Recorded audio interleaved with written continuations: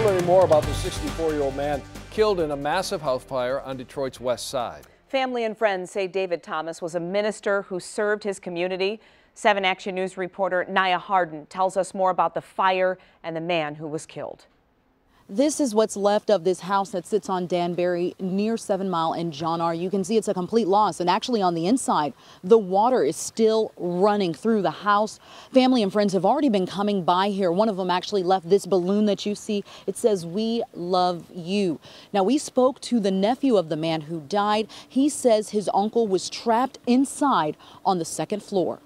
He was running down the street saying, "Help, help," and then they hollered, "Mac, Mac, help, up, call 911. Around 2 this morning, neighbors say they woke up to a fire in their neighborhood. The nephew of the man who died says he was sleeping on the 1st floor when he noticed flames in the kitchen.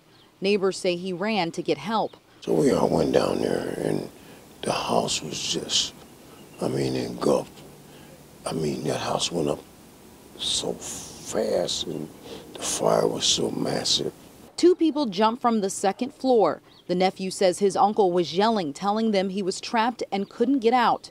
David Thomas died in the fire. His pastor says he was a dedicated member of the Lomax Temple AME Zion Church. I would consider to be a great role model. I'm shocked, just as shocked and amazed as anybody else. Just yesterday, he was feeding the homeless. Friends say he loved encouraging people, and he knew the Bible, he knew the Word of God, and he wasn't ashamed to share it. He was just a wonderful, wonderful man. When you see people so regularly or consistently, you may tend to take for granted that you'll see them from one day or 1 week to the next. His church family says the only way they'll get through this is through prayer. His assignment was complete here on earth. He did what he was called to do. He will be missed greatly. The fire is still being investigated. Family is staying with other relatives. Nia Harden, 7 Action News.